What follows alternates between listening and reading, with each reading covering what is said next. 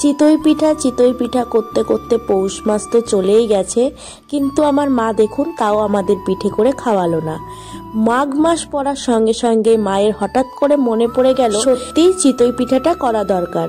তাই আজকে সকালবেলা উঠে মা চটজলদি করে চিতই পিঠা বানিয়ে ফেললো। তো আমার মা কিভাবে এই তাড়াতাড়ি করে চিতই পিঠাটা বানালো সেই রেসিপি আজকে আপনাদের সঙ্গে শেয়ার করব। চলুন বানানো যাক। সবার প্রথমে আতপ চালটা নিয়ে নিতে হবে। আমরা এখানে আতপ চাল নিয়েছি, আপনারা চাইলে কিন্তু গোবিন্দভোগ চালও ব্যবহার করতে পারেন। তো এখানে 6 কৌটো আতপ চাল নিয়েছি। তারপরে চালটাকে খুব ভালো করে ধুয়ে নিতে হবে। আমাদের চালটা কিন্তু বেশ পরিষ্কারই আছে, ওর জন্য বেশি ধোয়ার প্রয়োজন বোধ হয়নি। আমরা কিন্তু দেখুন এখানে দুবারই চালটা ধুয়েছি। চালটা এবার ভালো করে ধুয়ে নিতে হবে। ধুয়ে তারপরে চালের থেকে জলটা ফেলে দিতে হবে।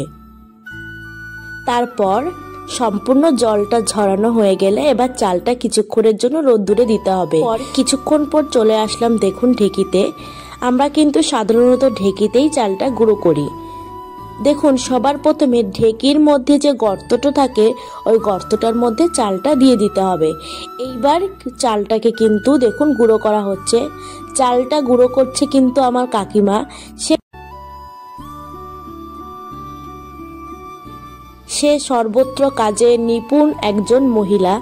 দেখুন সম্পূর্ণ চালটা গুঁড়ো করছে, আর আমি এখানে ভিডিওটা করছি বলে একটু একটু কিন্তু লজ্জাও পাচ্ছিল।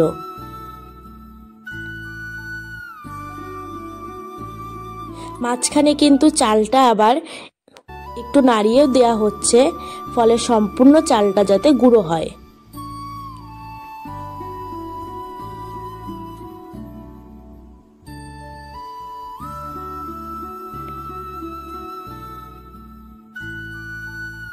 চালটা এবার সম্পূর্ণ গুঁড়ো হয়ে গেলে দেখুন হাত দিয়ে কিন্তু তুলে নিতে হবে।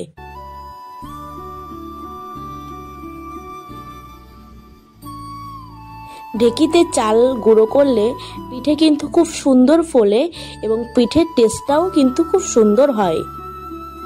পদ্ধতিতে চালগুলো কিন্তু আবার গুঁড়ো করে নিতে হবে, তারপর কিন্তু আবার তুলে নিতে হবে। এইভাবে কিন্তু আমাদের সম্পূর্ণ চালগুলো প্রায় গুঁড়ো করা হয়ে গেছে। এরপর সম্পূর্ণ চালের গুঁড়োগুলোকে একটা ছাঁকনির সাহায্যে কিন্তু খুব ভালো করে কিন্তু চেলে নিতে হবে। এবং আপনারা চাইলে অবাঞ্ছিত চালের অংশগুলোকে আবার ঢেঁকিতে দিয়ে দিতে পারেন। দেখুন এখানে আমাদের সম্পূর্ণ চাল প্রায় গুঁড়ো হয়ে গেছে। এবার কিন্তু পিঠেটা তৈরি করার পালা। তার জন্য একটি বোলে চালের গুঁড়োগুলো কিন্তু দিয়ে দিতে হবে। এরপর দিতে হবে পরিমাণ মতো নুন আর জল। আপনারা এইভাবে অল্প অল্প করে জল দেবেন আর অল্প অল্প করে মাখাবেন। এর ফলে কিন্তু ব্যাটারটা খুব সুন্দর হবে এবং যার ফলে পিঠেটা খুব সুন্দরভাবে উঠবে।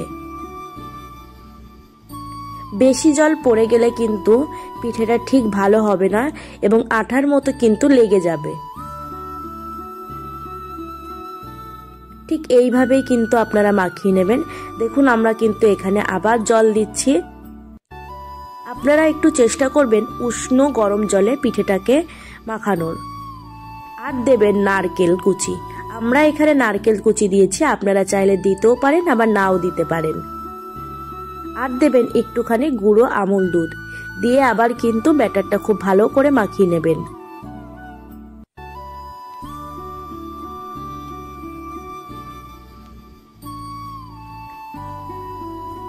দেখুন আমাদের এই ব্যাটারের থিকনেসটা কেমন হয়েছে, আপনারাও ঠিক এরকম করবেন।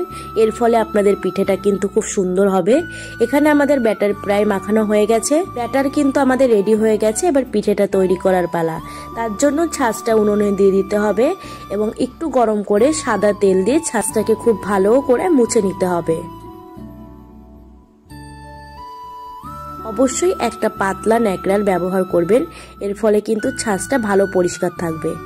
এরপর এইভাবে ঠিক ব্যাটারটা একটা বাটির সাহায্যে তুলে ছাঁচের মধ্যে অল্প অল্প করে দিয়ে দেবেন। এটা আমাদের প্রথম পিঠে, তাই দেখুন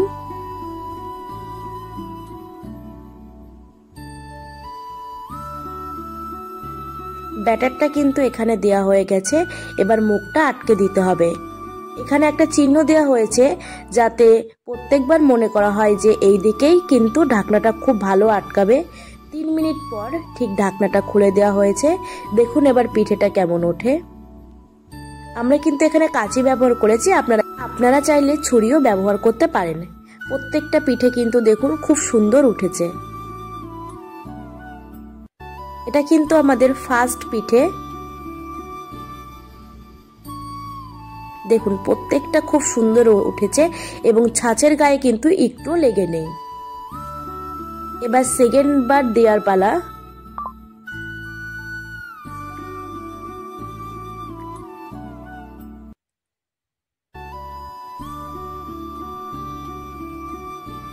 দেখুন দেয়া হয়ে গেছে, আবার কিন্তু মুখটা আটকে দেওয়া হয়েছে। এরপর আবার 3 মিনিট পর মুখটা খুলে আবার পিঠেটা তুলে নিতে হবে। এরপর আবার দিয়ে দিতে হবে। দেখুন প্রত্যেকবার কিন্তু মুখটা আটকানোর সময় ছাঁচের চিহ্নটা ঠিক একই দিকে পড়বে, এর ফলে কিন্তু বোঝা যাবে ছাঁচের মুখটা খুব ভালোভাবে আটকেছে।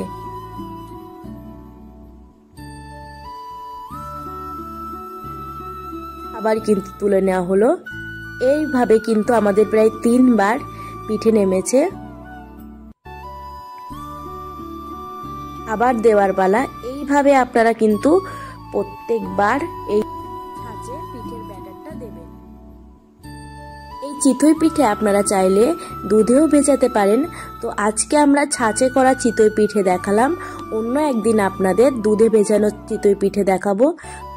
আপনাদের আজকে এই পিঠে তৈরির রেসিপি কেমন লেগেছে অবশ্যই কমেন্টে জানাবেন। তাহলে আমার মায়ের এই চিতই পিঠার রেসিপি যদি আপনাদের ভালো লেগে থাকে অবশ্যই কিন্তু চ্যানেলটা সাবস্ক্রাইব করে দেবেন। আজ তাহলে আসি, পরবর্তীতে আসবো আবার অন্য কোনো রেসিপি নিয়ে।